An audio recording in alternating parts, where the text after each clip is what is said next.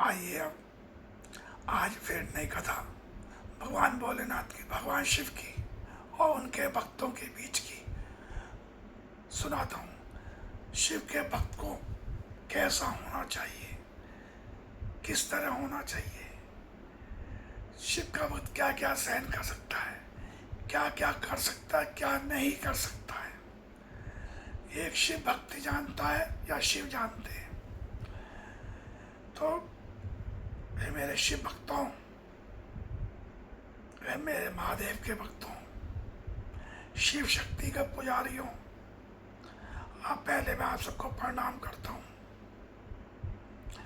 मेरे पे भी एक शिव भक्त होने के नाते अपना प्यार बनाए रखे। तो अब सुनिए, जब सारा संसार किसी भी शिव भक्त को गिरा हुआ मान लेता है, छोटा समझ लेता है, अपनी नजरों में गिरा लेता है, तब एक शिव भक्त अपने आप में खड़ा होता है, शिव को मान के कि मेरा सब कुछ ही शिव है, मेरा आदि भी शिव है, मेरा अंत भी शिव है। तो वो शिव भक्त ऐसे खड़ा होता है जैसे किसी राख के ढेर के अंदर से कोई आग निकल के एक रूप ले लेती है।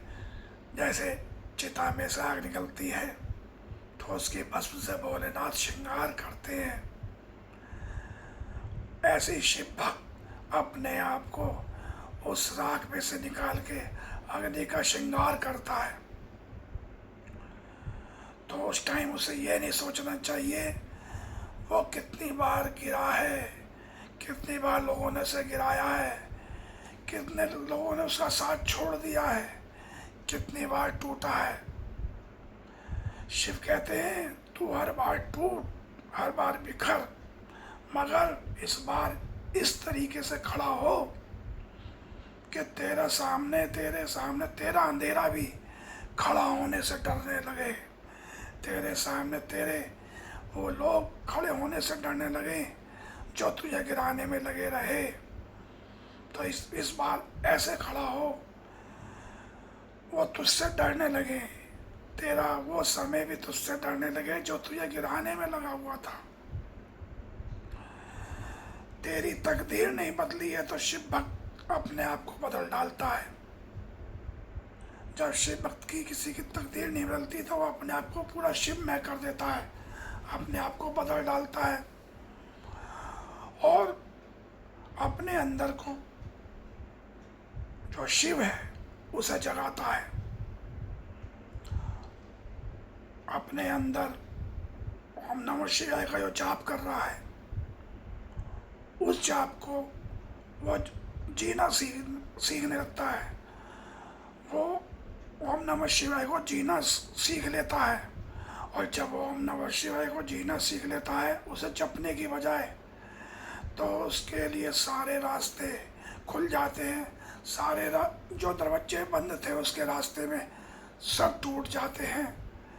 तो इस तरह शिव भक्त ओम नमः शिवाय को जाप की बजाय जीना शुरू कर देता है। तो उसके लिए एक अलग ही संसार, एक अलग ही ब्रह्मांड के रास्ते खुल जाते हैं और वो अपने आप को शिव के अंश के रूप में पाता है। लेकिन बहुत से लोग उसकी इस अवस्था पे हंसते भी हैं, ताने भी मारते हैं, मगर वो किसी चीज़ से घबराता नहीं है। वो अपने अंदर शिव को याद करता है, शिव को बसा लेता है, क्योंकि वो जानता है शिव हमेशा सुनसान और शमशान में प्रकट होते हैं, भीड़ में प्रकट नहीं होते हैं। इसलिए एक शिव भक्त अपने आप में अकेला ही पूरा ब्रह्मांड होता है, पूरा ही उसके लिए पूरा ही संसार अपने आप में अकेले में होता है। उसे कहते हैं ना, अकेले में मेला और मेले में अकेला। वो एक शिव भक्ति होता है। जहाँ लोग उसे छोड़ के चले जाते हैं, जहाँ सबने उसका साथ छोड़ दिया होता है, वही जगह एक शिव भक्त के लिए तपस्थली बन जाती है, तप करने का स्थान बन जाता है, वो वहीं तपस्या शुरू कर देता है। और जिस दिन उस शिव भक्त के अंदर काल भैरव जागता है, जिस दिन उस शिव के अंदर काल भैरव बाहर निकल कर आता है, तो सारे ब्रह्मांड में उस शिव भक्त की गूंज उठती है, उसका नाम गूंजता है, क्योंकि वो अब शिव का अंश हो गया है, उसके अंदर काल भैरव का वास हो गया है। तो कहते हैं, ए शिव भक्त, तू उठ, हार मत मान। और तू क्यों डरता है? तू अब इंसान नहीं रहा, तू अब शिव का अंश हो गया है, और तू अब सारा ब्रह्मांड हिलाने की, सारी दुनिया हिलाने की, सारा जग हिलाने की क्षमता रखता है। इसलिए क्योंकि वो ओम नमः शिवाय को जीना शुरू कर देता है। ओम नमः शिवाय का जाप उसके अंदर निरंतर चलता रहता है। अब वो केवल ओम नमः शिवाय को जीता है, अब वो शिव को जीता है, शिव के लिए ही हंसता है, शिव के लिए रोता है, शिव के लिए करता है। तो अब उसके लिए काल हर, कष्ट हर, दरिद्र हर, दुख हर, हर हर महादेव, पार्वती पते, नमो शिव शक्ति नमो। तो यही है कि एक शिव भक्त जब उसके अंदर शिव जागृत हो जाए, काल भैरव उनका अंश जागृत हो जाए, तो उस शिव भक्त का निरादर नहीं करना चाहिए, उसे समझना चाहिए, उसको मान सम्मान देना चाहिए। यही शिव भक्त की पहचान है। हर हर महादेव।